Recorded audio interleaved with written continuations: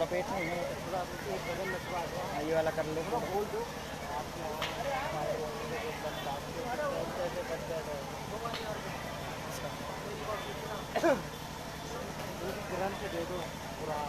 मंथन नहीं दंडे दिया होगा।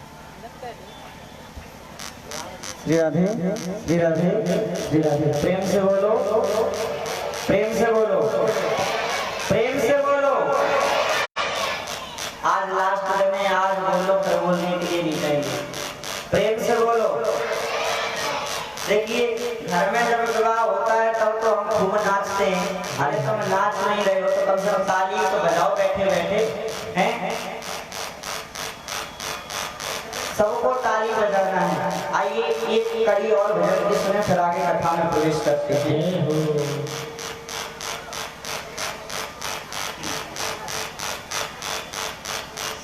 ऐसी पहनो चूड़ी जो कबाऊ न टूटे, ऐसी पहनो चूड़ी जो कबाऊ न टूटे, ऐसा वरो दूल्हा जो कबाऊ न छूटे, ऐसा वरो दूल्हा जो कबाऊ न छूटे, ऐसा वरो दूल्हा जो कबाऊ न छूटे, ऐसा वरो दूल्हा जो कबाऊ न छूटे। अटल सुहागी बिंदिया लगा दो, अटल सुहागी की बिंदिया लगा दो, मुझे श्याम सुंदर की दुल्हन बना दो, मुझे श्याम सुंदर की दुल्हन बना दो। आओ मेरी सखियाँ मुझे मेहंदी लगा दो, आओ मेरी सखियों मुझे मेहंदी लगा दो, मेहंदी लगा दो मुझे सुंदर सजा दो, मेहंदी लगा दो मुझे सुंदर सजा दो, मुझे श्याम सुंदर की दुल्हन बना दो, मुझे श्याम सुंदर की दुल्हन बना दो, मुझे श्याम सुंदर की दुल्हन बना दो, मुझे श्याम सुंदर की दुल्हन बना दो, मुझे श्याम सुंदर की दुल्हन बना दो, मुझे श्याम सुंदर की दुल्हन बना दो, मुझे श्याम सुंदर की दुल्हन बना दो। मुझे श्याम सुंदर की दुल्हन बना दो। आओ मेरी सखियाँ मुझे मेहंदी लगा दो, आओ मेरी सखियों मुझे मेहंदी लगा दो, मेहंदी लगा दो मुझे सुंदर सजा दो, मेहंदी लगा दो मुझे सुंदर सजा दो, मुझे श्याम सुंदर की दुल्हन बना दो, मुझे श्याम सुंदर की दुल्हन बना दो, मुझे श्याम सुंदर की दुल्हन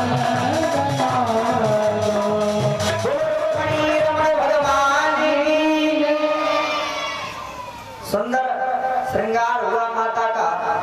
भीष्म महाराज ने कन्यादान किया और भगवान के साथ माता रुक्मिणी का पहला विवाह संपन्न हुआ। पहला विवाह जब संपन्न हुआ, समय आने पर माता रुक्मिणी के गर्भ से एक पुत्र की उत्पत्ति हुई।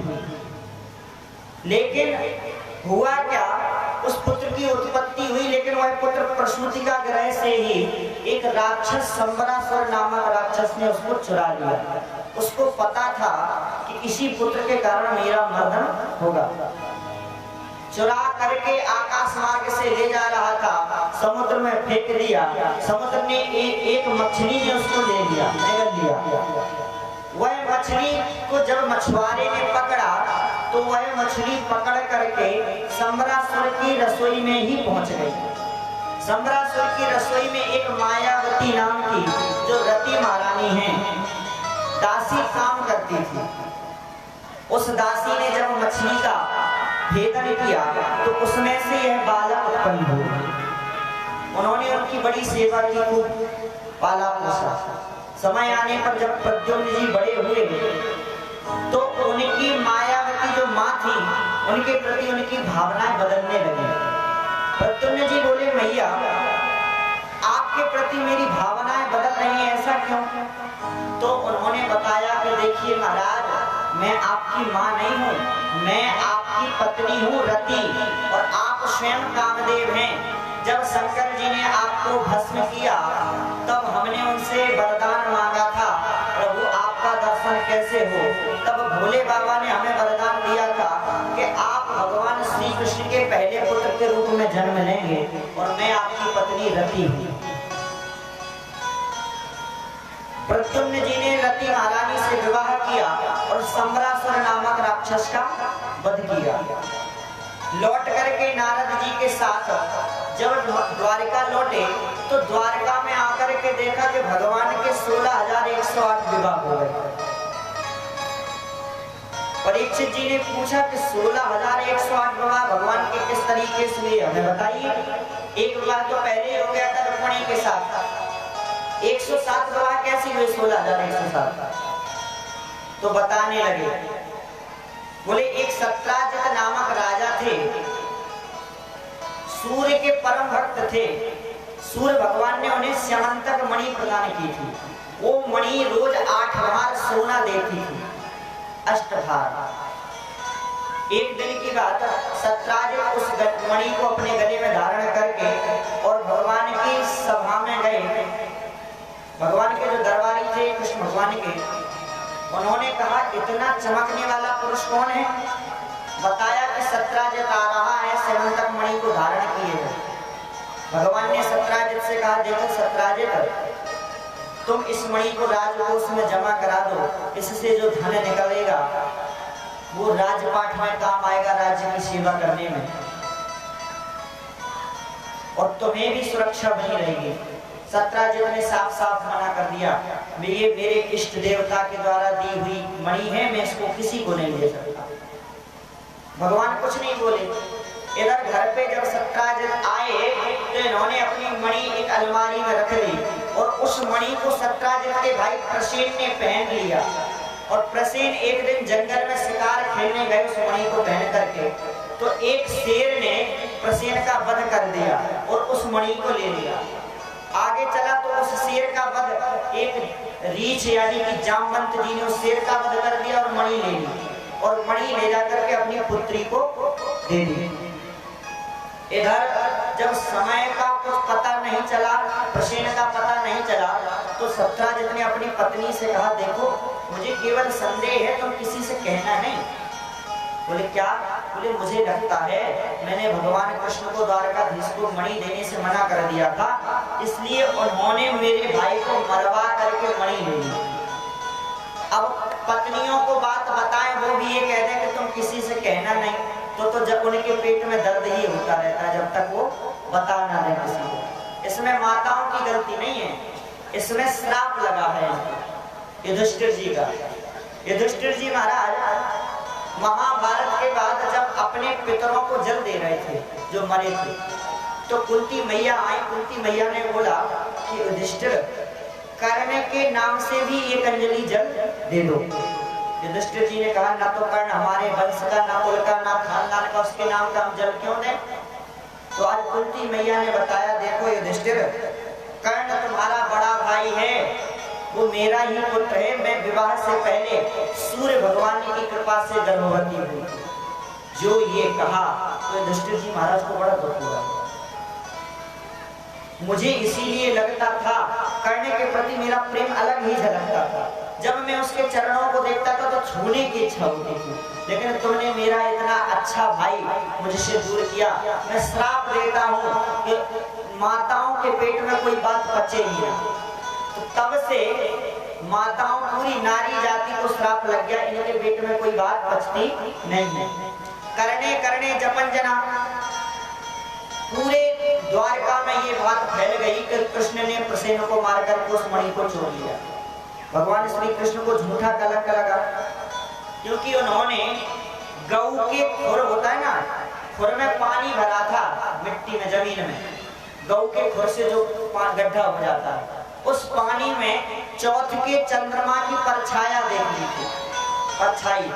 तो चौथ के चंद्रमा से देखने से दोष लगता है। कहते हैं ना, तजौ चौथ के चंद्र की नाई, पर नारी लिलार गुसाई। भगवान ने कहा मेरे ऊपर झूठा कलंक लगा, इसको मिटाना होगा। भगवान चल दिए सैनिकों के साथ ढूंढने के लिए। देखा, फिर प्रसेन को मरा देखा। वहां से आगे चले तो एक शेर के पद चिन्ह, उन पद चिन्हों पर चलने लगे। आगे जाकर के देखा कि शेर भी मरा पड़ा। शेर के पद चिन्हों के आगे से एक रीछ के पैरों के चिन्ह थे। एक गुफा में प्रवेश कर गए।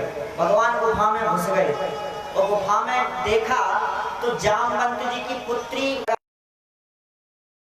जामवंत जी बोले महाराज मेरे धर्म में शास्त्र ऐसा कहते हैं कि पुत्री को कोई चीज दे दे तो उससे वापस नहीं ली जाती, और मैंने मणि अपनी पुत्री को दे दी है, अब मैं उससे वापस कैसे लूं? बोले कोई तो उपाय हो। बोले हाँ उपाय है, मेरी पुत्री से विवाह करो और मणि ले जाओ दहेज में, मणि भी आपकी पुत्री भी आपकी। भगवान ने एक विवाह किया जामवंती जी से। बोलो जामवंती रमण भगवान की। इन्होंने एक शर्त रखी है कि जो 7 बैल हैं उन 7 बैलों को जो एक रस्सी में नाच दे उससे मैं अपनी बहन मित्रविंदा का विवाह कर दूंगा। भगवान गए और 7 रूप एक साथ लेकर के 7 बैलों को एक रस्सी में नाच करके मित्रविंदा से विवाह किया। भगवान के 8 विवाह हुए। हर रानी से भगवान की हर रानी से 10-10 लड़के और एक लड़की उत्पन्न हुई। भगवान के लड़कों की संख्या है 1,61,80,000। 1,61,80,000। 16,108 कन्याएं हैं। महाराज प्रद्युम्न के पुत्र हैं अनिरुद्ध जी महाराज। अनिरुद्ध जी के 2 विवाह हुए। एक जगह तो तू हमसे नाता जोड़ रहा है, अपनी बेटी हमारे घर में विवाही, अपनी नातनी हमारे घर में विवाह रहा, और दूसरी तरफ उनको ग्वालिया कहता है आज तुझे नहीं छोड़ूंगा। और अपना संभाला हल मूसल और हल से विदाया मूसल धमक दिया। सो बलराम जी का अंत गोविंदाय नमो नमः। अब भैया उस विवाह में जब बलराम जी का अंत हो गया तो रुक्मणी जी भी कुछ नहीं बोले और भगवान श्री कृष्ण भी नहीं बोले। जब बलराम आप सभी लोग सुनेंगे। श्री इंद्रपाल सिंह चौहान जी प्रधानाचार्य DNMM model college Bareilly Dhakia Diwali से, इन्होंने 500 रुपए का दान दिया है। सभी लोग इनके लिए तालियां बजाएंगे। और श्री इरवान सिंह जी इन्होंने भी 500 रुपए का दान दिया है, इनके लिए भी तालियां बजाएंगे सभी लोग। तो उसमें पानी पीना चाहते थे, लेकिन कुआं में देखा तो एक गिरगिट मरा पड़ा, बहुत बड़ा गिरगिट, विशाल का शरीर। भगवान के पुत्रों ने कहा प्रभु इस कुएं में एक गिरगिट पड़ा है, उसको जरा देखिए, उसको निकालिए, कृपा कीजिए उसके ऊपर। भगवान आए और जैसे अपना हाथ लगाया तो वो गिरगिट तुरंत एक दिव्य रूप धारण करके प्रकट हो गया। बोले प्रभु मैंने कहा चलो कोई बात नहीं, चलो परमात्मा भगवान उसी राजा से पूछते हैं कि किसने किसको गाय दान दी। दोनों आए, राजा से कहा आप ये बताओ ये गाय आपने हमको दी थी? राजा कहते हैं हाँ। दूसरा कहता है ये गाय आपने हमको दी थी? बोले हाँ। निर्णय नहीं कर पा रहे, ऐसे नार हिला रहा गर्दन। तो दोनों ऋषियों ने श्राप दे दिया। क्या? बोले जा तू गिरगिट की तरह गर्दन हिला रहा, तू गिरगिट हो जा। रात्रि में लंका परेशान करता था। लक्ष्मण जी ने एक दिन देख लिया तो उसको बहुत मारा पीटा, बहुत दंड दिया कि धूर्त तो लंका की स्त्रियों को परेशान कर दो, जबकि स्त्री किसी की भी हो, अपने शत्रु की भी स्त्री पर गलत नजर नहीं डालनी चाहिए। 14 भुवन एक पति होई, भूत द्रोह तिष्ठै नहीं सोई, सो परनार लीलार गोसाई तनो चौथ के जाओ। भगवान हस्तिनापुर गए अपनी पत्नियों के साथ, क्योंकि युधिष्ठिर जी महाराज राजसूय यज्ञ कर रहे हैं। राजसूय यज्ञ कोई व्यक्ति तभी कर पाता है जब इस भूमंडल को जीत ले, उसके समान कोई राजा ना हो। तो और तो सब राजाओं को जीत लिया गया था, केवल जरासंध ही एक ऐसा राजा था जिसको नहीं जीता था। भगवान ने अर्जुन को और भीम के भूले। भगवान ने कहा चलो इनका भी अवमान। युद्ध हुआ, लगातार 27 दिन तक युद्ध चला। दिन में युद्ध करते, शाम को एक थाली में भोजन करते, इसी को कहते हैं धर्म युद्ध। महाराज आज जब शाम को सांझ हुई 27वें दिन, जरासंध ने भीम बाबा को वो पटकी लगाई कि भीम बाबा का शरीर पूरा चकनाचूर समझो। भीम बाबा ने एक तिनका उठाया, उसको बीच से चीर करके ये वाला इधर फेंक दिया और ये वाला इधर फेंक दिया। भीम दादा ने भी वही किया, तुरंत जरासंध को उठा करके एक पटक लगाई और एक पैर से जरासंध का एक पैर दाब लिया और दूसरे पैर को दोनों हाथों से पकड़ के बीच से चीर करके और ये वाला धड़ इधर फेंक दिया और ये वाला धड़ इधर फेंक दिया। जरासंध की मुक्ति हो गई। वहाँ पृथ्वी की भ्रांति, पृथ्वी है वहाँ जल की भ्रांति। जैसे ही महल में घुसा तो देखा कि जल सा दिखाई पड़ा, लेकिन वहां जल नहीं था, वहां पृथ्वी थी। तो अपनी धोती ऊपर कर ली और चलने लगा तो वहां देखा जल है ही नहीं। आगे देखा कि कारपेट बिछा पृथ्वी है और आराम से जा रहा तो धड़ाम पानी में गिरा। तो द्रौपदी माता खड़ी थी। भीम बाबा द्रौपदी माता हंस दी, बोले अंधों के तो जो ये कहा बनाइए, जो परमात्मा के अलावा किसी को जानता ही नहीं है, जो 24 घंटे नित्य प्रति परमात्मा के भजन में लगा रहता है। जब ये कहा कि ऐसे भक्त की कथा सुनाओ तो सुखदेव जी महाराज को भगवान के एक परम सखा है सुदामा जी, उनकी याद आ गई। बोले हाँ परीक्षित, सुदामा नामक एक भक्त हुए हैं बहुत सुबोध सुशील सुलझयति पति सेवा में प्रीत, पति की सेवा में प्रीत रखने वाले। 4 बच्चे हैं सुदामा जी के, पर घर में खाने के लिए कुछ नहीं है। सुदामा जी महाराज का नियम है कि संत को चाहिए, ब्राह्मण को चाहिए कि केवल 5, लेकिन जो परमात्मा जगत को रचाने वाला उसके मित्र सुदामा जी बता नहीं रहे कि हमारे मित्र हैं। भगवान को पता है कि सुदामा जो है कभी याचना करने वाला नहीं है। आज भगवान ने लीला रची और एक भिक्षुक बन करके माता सुशीला के द्वार पर आ गए। भिक्षाम देही माता। सुशीला जी ने कहा भिक्षा भगवान देने की बहुत इच्छा है, अगर वह द्वारका जाएंगे तो जरूर भगवान आपकी करुण वेदना को सुनेंगे। सुदामा जी की पत्नी को आज पता चला कि मेरे पति के कोई मित्र भी है। उन्होंने कहा ठीक है। आज जब शाम को सुदामा जी आए, भोजन का भोग लगाया। भोजन के भोग में कुछ नहीं, एक चावल। आपने बताया नहीं, आपके मित्र तो द्वारकाधीश हैं, कुछ चाहिए नहीं, कुछ मांगो पर कोई बात नहीं, आप जाकर के भगवान के दर्शन करिए, अपने मित्र के दर्शन करिए। सुदामा जी बोले सुशीला चाहता तो मैं भी, लेकिन शास्त्र कहते हैं मित्र के घर जाओ, गुरु के घर जाओ, माता पिता के घर जाओ, भगवान के घर जाओ, कन्या के घर जाओ, तो खाली हाथ नहीं जाना चाहिए। अब यहाँ अलग अलग चार घर से चावल लिए तो कोई टूटे, कोई अच्छे, कोई बहुत ही अच्छे और कुछ में तो कुछ है ही नहीं। इतनी गरीबी। एक पोटली में अपनी धोती के 4 पहलू करके परत करके बांध दिया। सुदामा जी ने कहा कि सुशीला धर्मपत्नी तुम जैसी होनी चाहिए, परमात्मा के प्रति प्रेरित करने वाली धर्मपत्नी। कहाँ मैं सोया था और कहाँ आ गया। लोगों से पूछा ये कौन सा स्थान है, तो लोगों ने कहा द्वारकापुरी है, ये द्वारकापुरी है।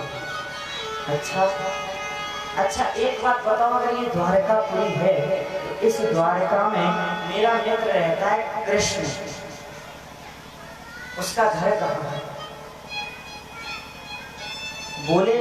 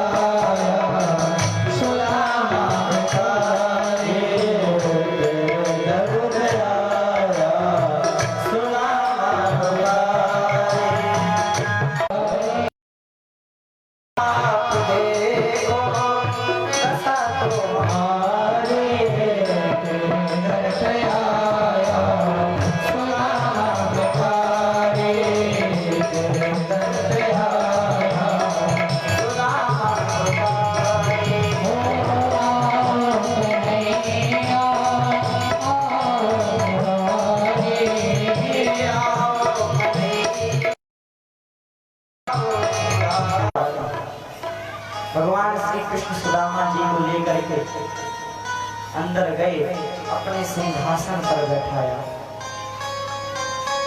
रुक्मणी भी सोच रही है, देखो तो इस दरबार में बड़े से बड़े व्यक्ति आए, लेकिन किसी को भगवान के आसन पर बैठने का सौभाग्य नहीं मिला। लेकिन इस सुदामा ने ऐसे क्या पुण्य किए हैं जो इसको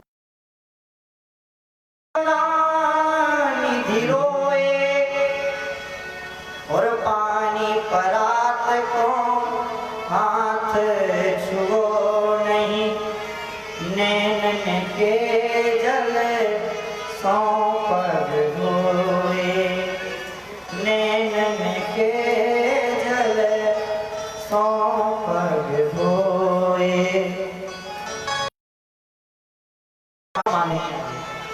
भिक्षा। तो उनके पास संदीपनी मुनि की जो पत्नी थी, उनके पास केवल 40 चने थे। कितने? 40 गिने चुने। अब 40 चने अगर वो भिक्षा में दे दें तो जो बालक अभी जाएंगे जंगल को, उनको क्या खिलाएंगे? तो उन्होंने भिक्षा के देने के लिए मना कर दिया। अगस्त मुनि से कहा, महाराज बड़ा दुर्भाग्य है मेरा, भगवान के पास सुदामा जी 40 वर्ष के हैं, तो भगवान के पास से जाने के बाद तो सुदामा के महल खड़े हैं, सुदामा मंदिर देख रहे हैं। तो वो जो चने खाए थे वो चने श्रापित चने थे, इसलिए भगवान को उन्होंने नहीं खाने दिया। बातें हुई महाराज, भाभी जी ने कुछ भेजा होगा। सुदामा जी देख करके महल ऐश्वर्यों को सोच रहे हैं, ये चावल कौन खाएगा हमारे? और एक मुट्ठी जैसे खाए, एक लोग का राज्य दे दिया। तुरंत दूसरी मुट्ठी खाना चाहते थे, रुक्मणी जी ने हाथ पकड़ लिया, महाराज संत का प्रसाद है, क्या केवल आप ही खाओगे? हम रानियों को प्रसाद नहीं दोगे? रुक्मणी जी ने वो पोटली छुड़ा करके सभी 16,108 रानियों को बांट दिया। भगवान बोले, मेरे भाभी ने कुछ खाने के लिए चना की प्राप्यते बासरांते, चना की सूखी रोटी है, लेकिन वो भी कभी कभी मिलती है सुदामा जी को। काट्याम फाटी लंगोटी, टूटी खटोली और जीर्ण सीना चहोटी। खटोली टूटी है, ऐसे ही करते हैं भक्तों पर भक्तों का भाव सुदामा जैसा होना चाहिए। सुदामा जी को प्रणाम करते हुए भगवान श्री कृष्ण ने देवकी माता के जो 6 पुत्र मरे थे उनको वापस ला करके देवकी माता के गोद में डाल दिया। देवकी माता ने उन पुत्रों को जैसे ही दूध पिलाया, वह पुत्र सभी उस सामने साड़ी पहन ली और साड़ी पहन करके अपने पेट पर कपड़ा लगा करके और भगवान के पुत्र उन सब ऋषियों के पास पहुंचे। भगवान प्रणाम। हाँ बताओ। बोले मैं ये चाहता हूँ, मेरी ये भाभी है सांब, जो था सांब स्त्री का भेषधार है, ये हमारी भाभी है, यह ये चाहती हैं, ये पूछना चाहती हैं, इस समय ये गर्भवती हैं, तो इनके पुत्र होगा। भगवान का जाने का समय है। भगवान वट वृक्ष के नीचे लेटे हुए सभी द्वारकावासी प्रवासन क्षेत्र में पहुंचे और खूब यज्ञ किया। लेटे हैं, भगवान ने नारद जी से कहा कि आप जाकर के हमारे माता देवकी और वसुदेव को ज्ञान प्रदान करो। नारद जी महाराज देवकी और वसुदेव के पास गए और सुंदर साधु को लेना चाहिए। चंद्रमा को बनाया गुरु, चंद्रमा से शिक्षा ली कि चंद्रमा हमेशा शीतलता ही देता है, तो व्यक्ति की वाणी ऐसी होनी चाहिए कि हमेशा सबको शीतल लगे। ऐसी वाणी बोलिए, मन का आपा खोए, और को शीतल करे, आपन शीतल होए।